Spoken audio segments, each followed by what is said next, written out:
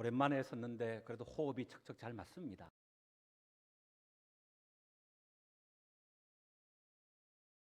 감사합니다. 계속 로마서를 보고 있는데요. 로마서 12장부터 16장은 믿음과 칭의로 구원함을 받은 성도된 우리가 성화의 과정 속에서 어떻게 살아가야 할 것인가, 삶에 대한 지침서를 우리에게 소개하고 있습니다.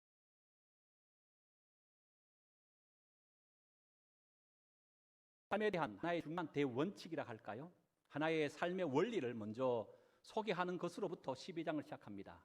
그것은 다른 것이 아니라 로마서 12장 1절에 우리의 몸을 하나님께서 기뻐하시는 거룩한 산제사의 제물로 드리라. 이것이 우리가 드릴 영적 예배니라.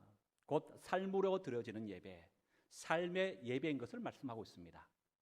이런 대원칙가에 지난주에는 우리가 정치적인 영역 속에서 세상의 통치자들 또 세상의 건세자들에 대한 성도된 우리가 어떤 자세, 어떤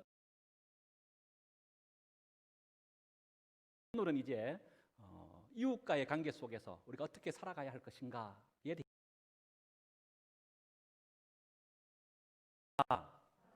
사랑하라.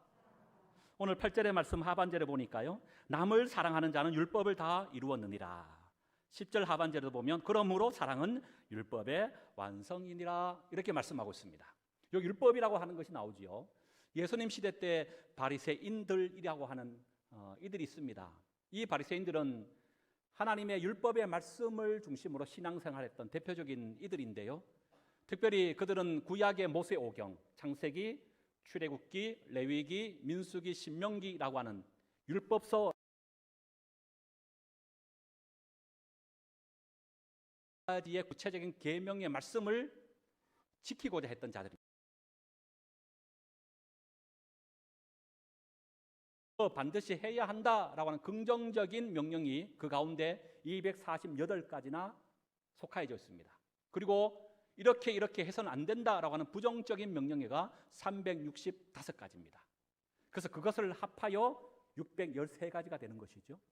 특별히 이렇게 반드시 해야 한다라고 하는 248가지는요, 인간의 사지 육체를 구성하는 뼈마디가 248개가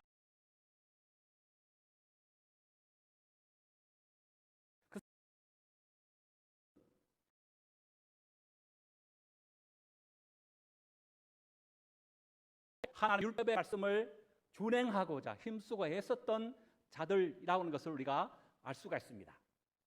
특별히 이 613가지의 중심을 이루고 있는 것이 십계명입니다. 그리고 십계명은 크게 또 두 가지의 명령으로 우리는 생각해 볼 수 있죠. 1계명부터 4계명은 하나님을 사랑하라, 5계명부터 10계명은 이웃을 사랑하라 라고 하는 두 계명의 말씀입니다. 예수님께서도 마찬가지입니다. 어느 날 한 율법 교사가 예수님께 와서, 예수님, 계명 가운데 가장 첫 번째 되는 가장 큰 계명이 뭡니까? 이 질문에 예수님 이렇게 대답하셨습니다.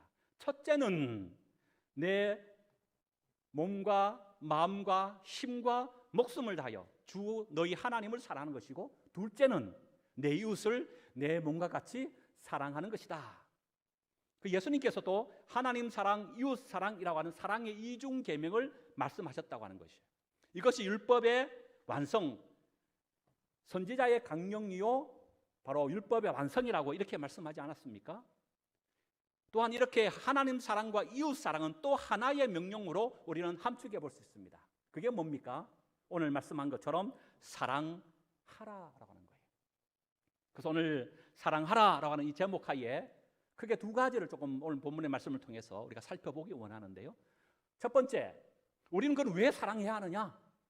사랑하라 명령 형태잖아요. 왜 우리는 사랑할 수밖에 없는가?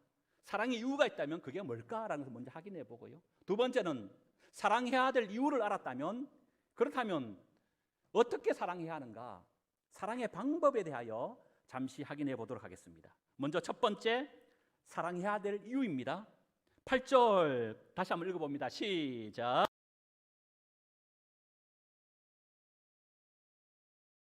자는 율법을 다 이뤘느니라. 여기 보면 빛에 대한 얘기가 나옵니다. 빛. 코로나 전국으로 국가의 부채가 점점 지금 늘어나고 있습니다. 기업도 마찬가지인 것 같아요. 심지어 우리 여러분 개인의 가정의 빚도 아마 점점점 늘어나거나 빚을 안 지다가 이번 계기로 또 빚을 줄 수밖에 없는,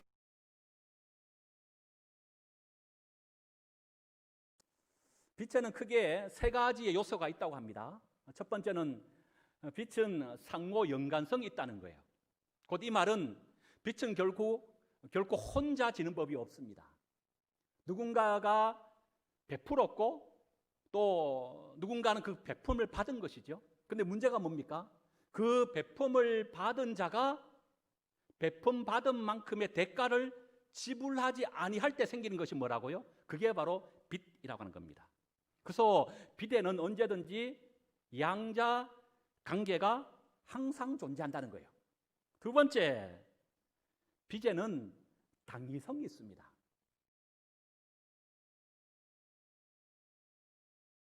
마땅히 그 빚을 갚아야 하는 의무와 책임이 있다는 거예요.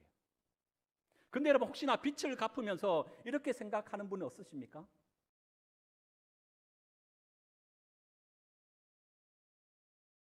그러니까 그걸 마치 나의 큰 공로로 생각한다면 맞아요, 틀려요? 그 틀린 거죠. 왜 그렇습니까? 빚을 진 자라는 그 빚을 반드시 또 마땅히 갚아야 한 일이기 때문인 것이죠. 또한 빚을 갚으면서 참 아깝다 이렇게 생각하시는 분이 계신가요? 아니면 이 빚은 결코 안 갚아도 돼 이렇게 말하는 이가 있다면 그 사람 어떤 사람입니까? 도둑놈 심보죠. 세 번째, 이 빚의 요소는요, 부자유가 존재한다는 거예요. 우리가 이 빚을 지는 순간에는 언제든지 자유롭지 못합니다. 심지어 이 빚을 갚아야 할 날이 오면 올수록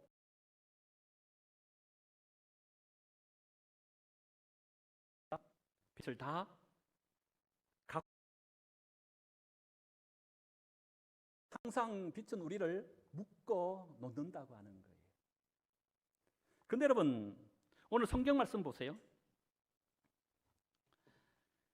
빚에 대한 말씀을 지금 이렇게 하는데 어떤 빚 외에는 지지 말라고 지금 말씀하고 있습니까?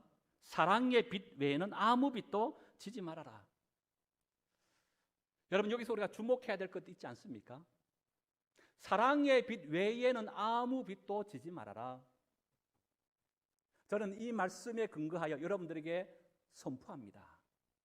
가게에 빚이 있습니까? 이 말씀에 근거하여 하나님께서 여러분 가운데 은혜와 복을 주셔서 그 가게의 빚을 갚을 수 있는 날이 속히 올 수 있기를 주의 이름으로 축복합니다. 여러분 하나님께서 우리에게 주시는 복이 뭘까요? 신명기 28장 12절에 보면 이렇게 말씀합니다. 네가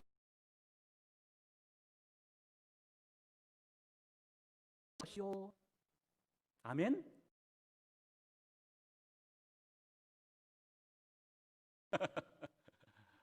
하나님께서 우리에게 주시지언정 아멘.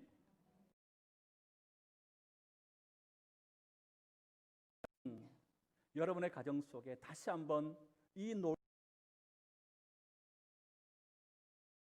소망합니다. 그러나 오늘 성경은요,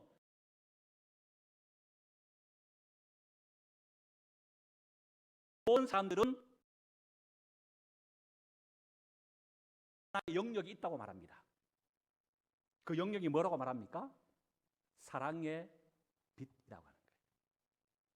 여러분 그런 의미에서 그렇지 않습니까? 우리가 태어난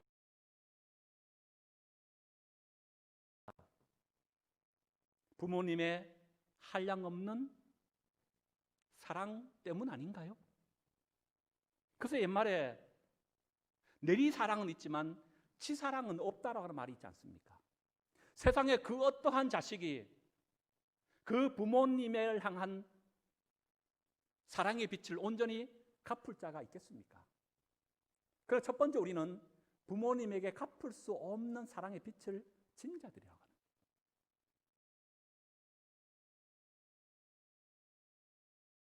쓸 수 있었던 것은 그 누군가의 눈물과 희생과 헌신이 있었기 때문인 줄로 믿습니다. 그 누군가는요, 여러분의 남편이 될 수 있고 아내가 될 수 있고 또 부모님이 될 수 있는 거죠. 친구가 될 수 있고 또 교회의 성도가 될 수가 있는 거예요. 그 빛을 여러분 온전히 다 갚을 수 있을까요? 무엇보다 이 땅의 모든 성도는 이분의 빛을 진 자들입니다. 그분이 누굴까요? 하나님이십니다. 요한복음 3장 16절에 하나님이 세상을 이처럼 사랑하사 독생자를 주셨으니 이는 저를 믿는 자마다 멸망치 않고 영생을 얻게 하려 하심이라. 하나님이 세상을 이처럼 사랑하시는 그 이처럼의 사랑의 내용이 뭡니까?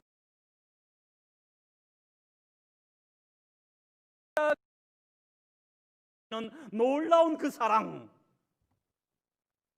여러분, 성도된 우리가 그 사랑 때문에 오늘 이 자리에 있게 되었고 구원함 받게 된 줄로 믿습니다. 그런데 이 세상에 아무리 훌륭한 성도라 할지라도 온전히 다 갚을 자가 있을까요? 그래서 우리는 이처럼 하나님과 사람에게 사랑에 빚진 자예요. 그런데 가끔 이런 분을 봅니다. 나는 사랑의 빛을 지지 않았어요. 부모님은 나를 사랑하지 않았어요. 세상은 나를 버렸는데.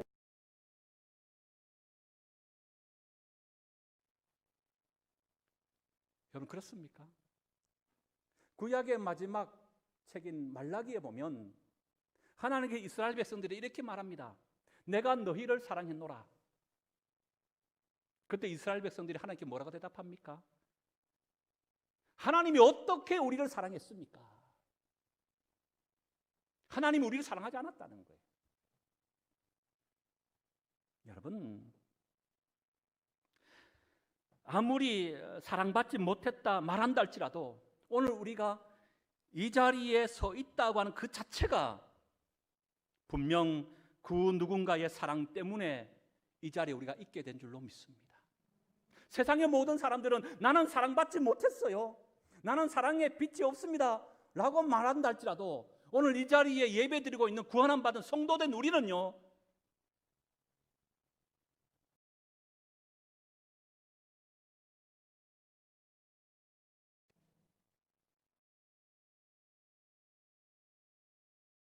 변해가는 시발점이라고 하는 거예요.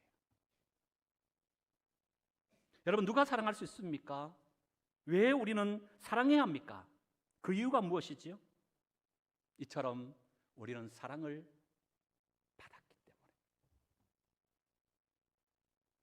우리는 다 같은 사랑의 빚진 자이기 때문에 그렇다고 하는 겁니다.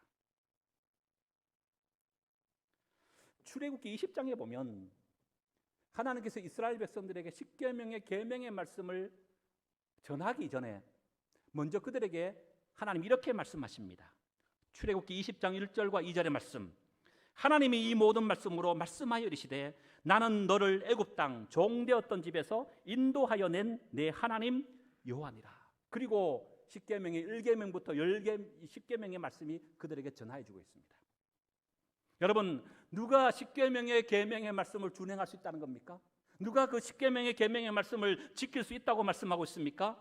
하나님이 누군가를 아는 자예요. 하나님께서 우리가 애굽에 430년 종되었던 곳으로부터 모세를 통하여 구원해 주신 그 놀라운 하나님, 우리를 이렇게까지 사랑하신 그 사랑의 하나님이라는 것을 아는 자만이 십계명의 계명의 말씀을 준행하여 온전히 지킬 수가 있다고 하는 겁니다. 마태복음 18장에 보면 우리가 잘 아는 비유가 하나 나옵니다. 1만 달란트 빚진 자의 비유가 나옵니다. 1만 달란트 빚진 자가 왕으로부터 그 빚을 다 탕감을 받았습니다. 탕감을 받고 난 이후에 집으로 돌아가는 중에 자신에게 100다니리온 빚진 자를 만났어요. 그런데 그 자는 어떻게 합니까? 자신에게 빚을 갚지 않는다고 잡아서 때려 감옥에 가둬 버렸습니다. 여러분 100데나리온이라고 하는 것은 한 데나리온은 그 당시에 성인 하루 품삯이 1데나리온입니다. 그러면 100데나리온은요 약 한 3개월치의 임금이라고 볼 수 있는 것이죠. 그런데 1만 달란트의 빚을 탕감받았다 그랬습니다.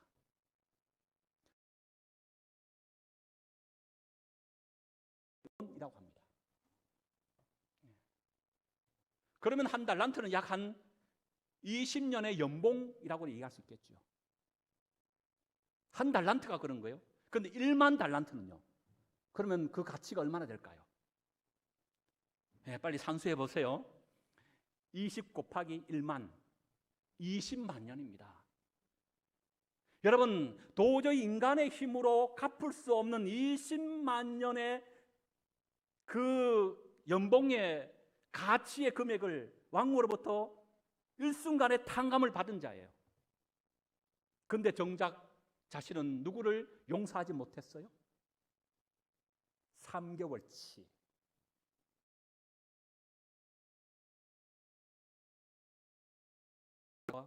잡아 때리고 감옥에 가뒀다는 거예요. 이 사실을 알고 왕이 그를 불러서 이렇게 책망합니다. 마태복음 18장 32절에 35절. 이에 주인이 그를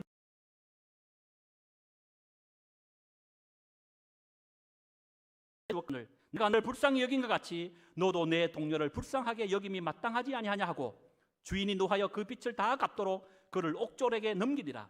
너희가 각각 마음으로부터 형제를 용서하지 아니하면 나의 하나님 아버지께서도 너희에게 이와 같이 하시리라. 일반 윤리 속에서는 빚갚음은 1대1의 관계로 상정하고 있습니다.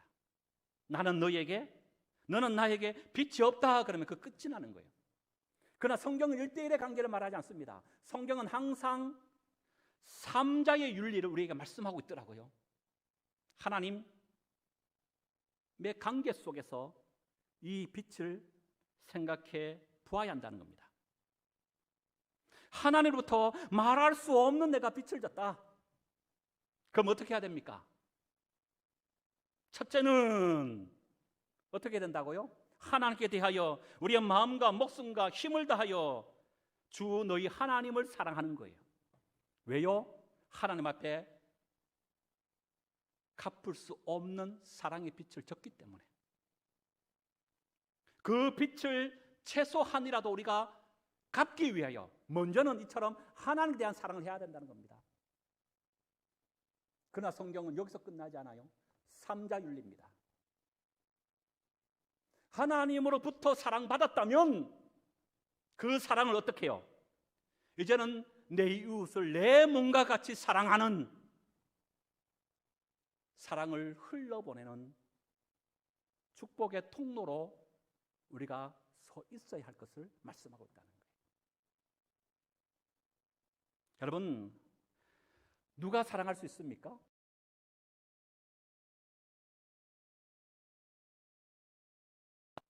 처럼 우리 모두는 1만 달란트 빚진 자였음에도 불구하고 하나님의 무한하신 사랑으로 그 빚을 다 탕감받았기 때문에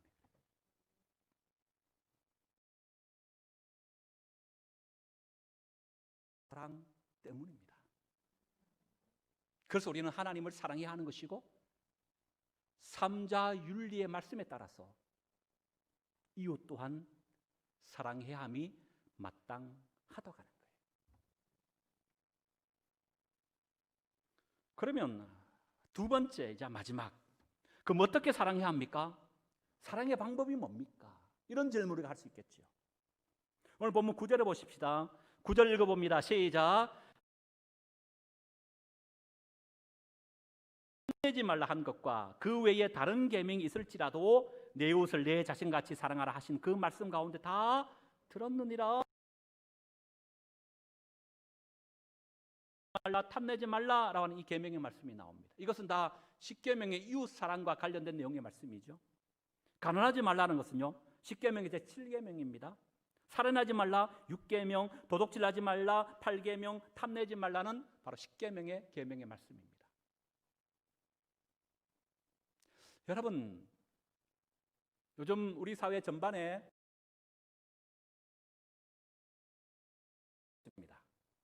왜 이런 미투 운동이 계속 일어나는 겁니까?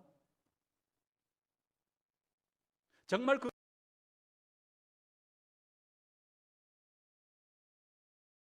정말 지극히 사랑한다면 여러분 그런 일을 자행할 수 있습니까?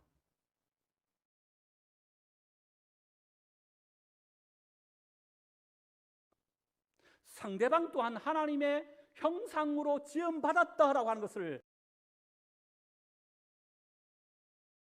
상대의 생명을 해하고 빼앗으며 그에게 아픔을 주고 상처를 줄 수 있느냐고 하는 거예요.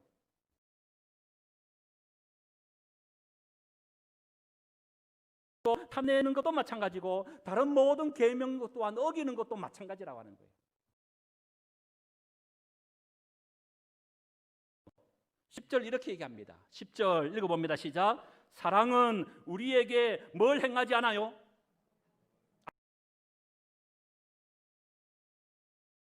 생명의 말씀을 어긴다는 것은 다른 말로 얘기하면 내 안에 아직까지 뭐가 없다는 거예요?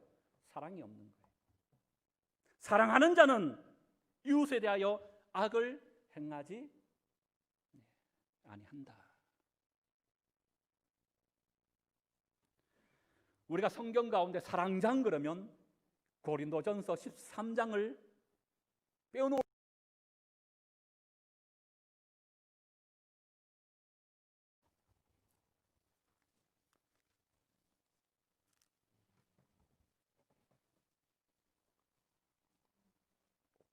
13장 4절인데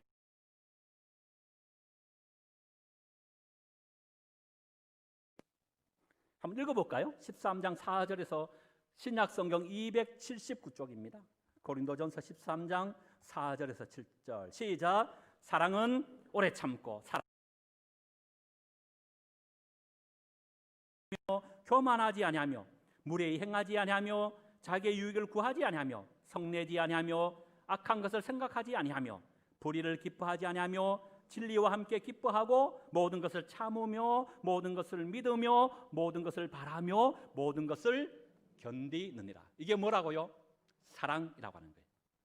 여기 보면 앞에 두 가지는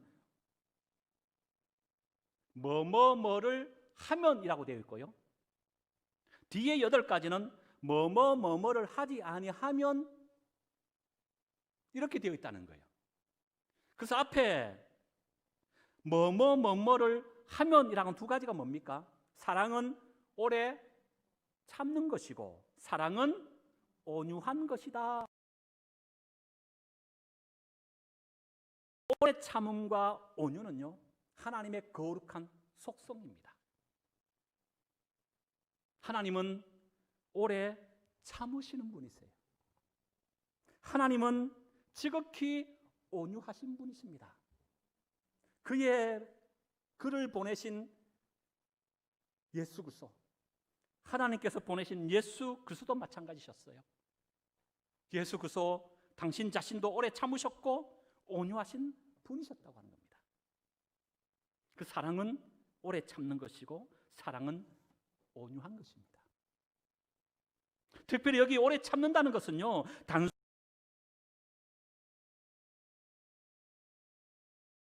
아닙니다. 여기 사랑은 오래 참는다는 것은요, 나에게 해를 끼치는 자에게 복수하지 않고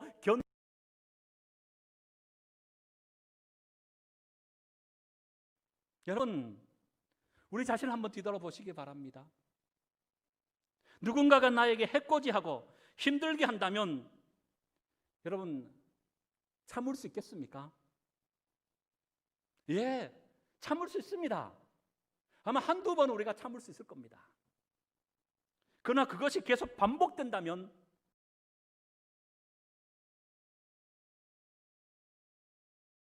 누구는 참으셨다는 겁니까? 하나님은 참으셨습니다. 우리 주님은 참으셨다고 하는 거예요. 인간은 창조 이래 지금까지 죄를 끊임없이 반복하여 지어왔습니다. 한 번도 하나님의 뜻을 거스르지 않았던 때가 한순간도 없었습니다. 오직 하면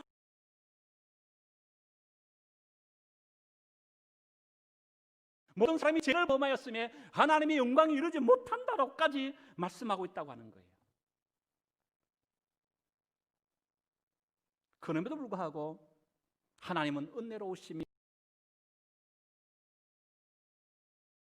은혜가 크시사 뜻을 돌이켜 재앙을 내리지 아니하신 분이셨습니다.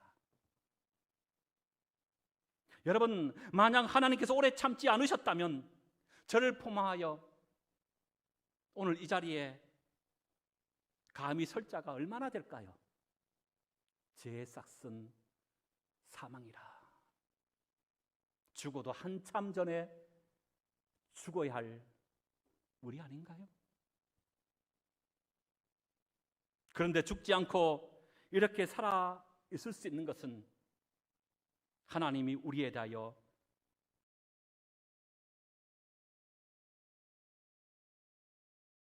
오늘도 하나님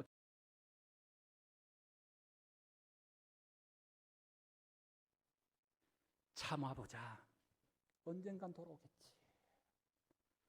참아보자.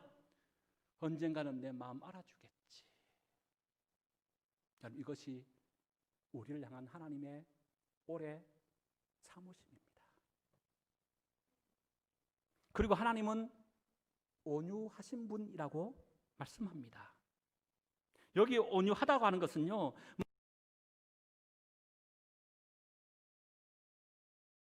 하나님은 나에게 해를 끼치는 자에게 친절과 도리어 선을 베푼다, 그런 의미가 있다는 거예요.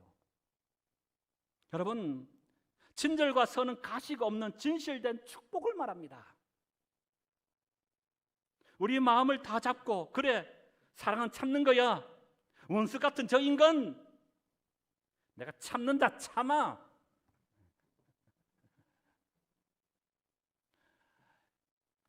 그것이 오래 참음이 아니에요.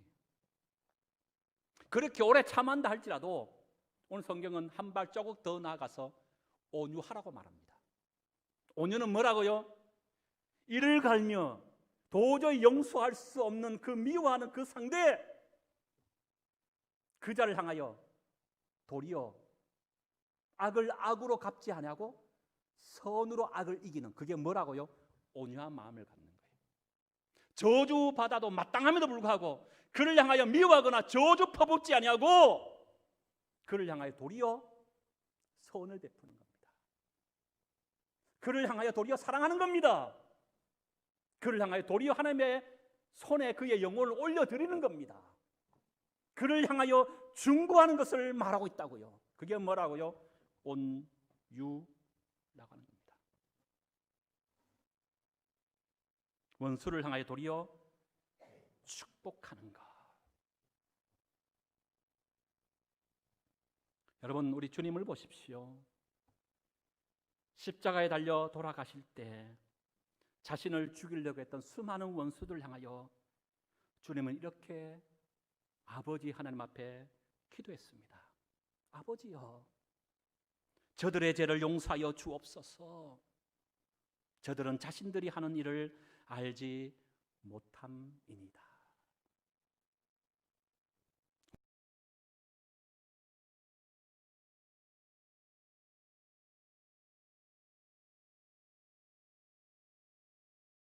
해달라고 하나님 앞에 구하기까지 하셨다는 거예요. 이게 뭐라고요? 온유입니다. 이처럼 하나님의 오래 참으심과 하나님의 그 온유하심 때문에 예수 그리스도의 우리를 향하신 그 오래 참으심과 우리를 향하신 온유하심 때문에 우리가 구원함 받고 이 자리에 있게 된 줄로 믿습니다.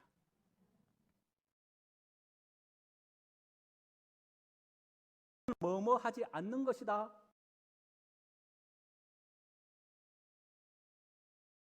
8가지 상의 목록은요, 이 로마서 지금 고린도 전서의 내용이 나와 있죠. 고린도 교회가 실패하고 넘어졌던 내용의 말씀들이에요. 그렇다면 오늘 우리 어떻습니까? 그 내용의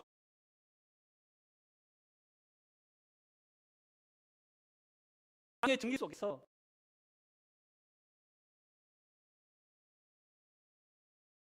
들의 내용들은 여기에 내가 없는가? 한번 확인해 보시기 바랍니다.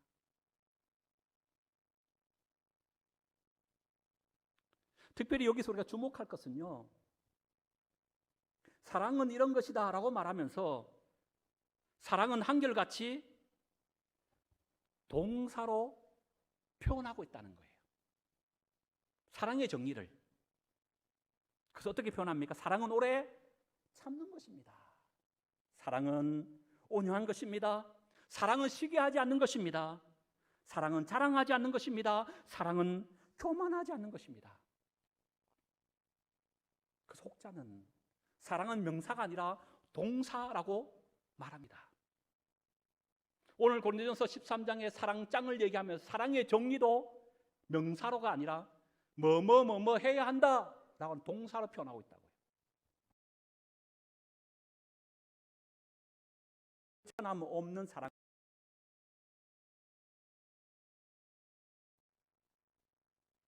행함이 없는 믿음이 죽은 믿음이다라고 야고보서를 통해 우리가 말씀한 것처럼 그저 머리로만 이해하는 사랑, 가슴으로 품고만 있는 사랑은 그건 진정한 사랑이 아니라고 하는 거예요.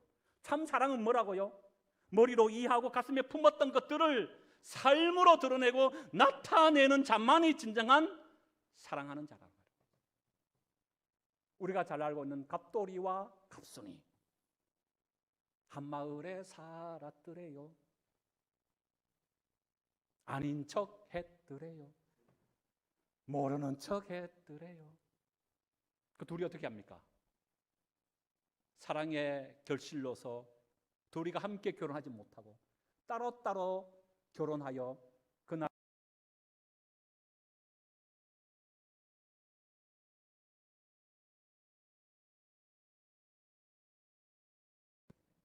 하나님은 오늘 우리에게 말씀하셔요.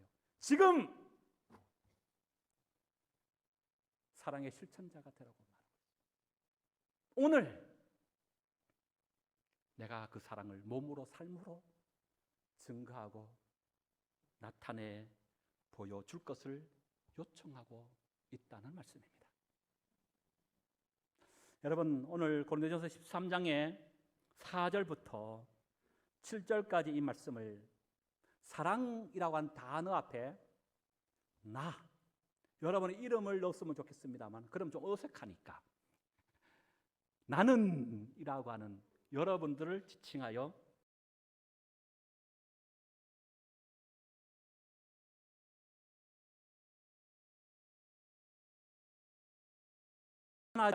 사랑이 빠졌으면 사실 그 앞에 뭐가 포함되어 있어요? 사랑은 교만하지 않으면 이렇게 포함되어 있는 거거든요. 그러니까 우리가 그 모든 단어들 앞에 나는 이라는 것을 한번 넣으면서 오늘 본문의 말씀을 읽어봅니다. 사랑을 빼고 나는입니다. 시작. 나는 오래 참고, 나는 온유하며, 나는 시기하지 않으며, 나는 자랑하지 않으며, 나는 교만하지 않으며, 나는 물에 행하지 않으며, 나는 악한 것을 생각지 않으며,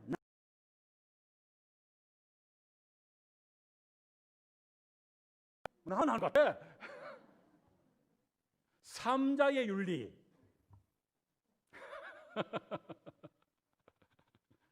하나님을 사랑하면 이웃을 사랑해야 하는 거예요. 다시 이래가 되겠습니까?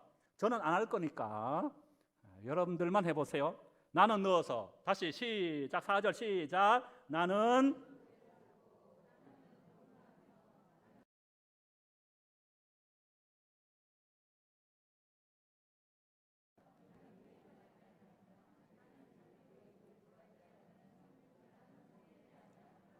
악한 것을 생각하지 아니하며, 나는 불의를 기뻐하지 아니하며, 나는 진리와 함께 기뻐하고 나는 모든 것을 참으며 나는 모든 것을 믿으며 나는 모든 것을 바라며 나는 모든 것을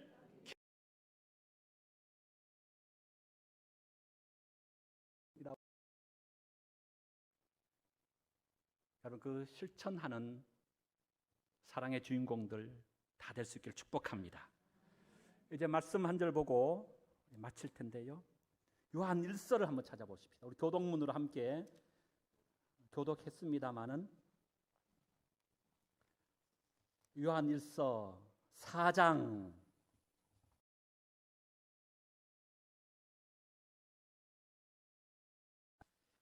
이 말씀 읽고 말씀 마칩니다.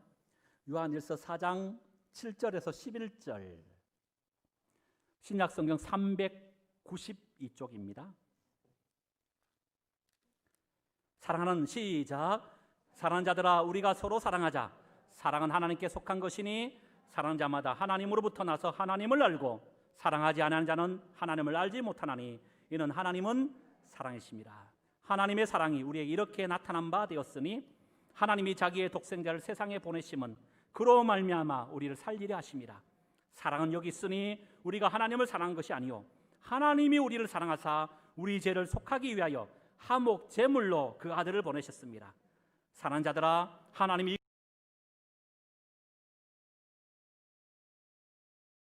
그리고 여러분 20절과 21절입니다. 누구든지 시작. 누구든지 하나님을 사랑하노라 하고 그 형제를 미워하면 이는 거짓말하는 자니 보는 바 그 형제를 사랑하지 아니하는 자는 보지 못하는 바 하나님을 사랑할 수 없느니라. 우리가 이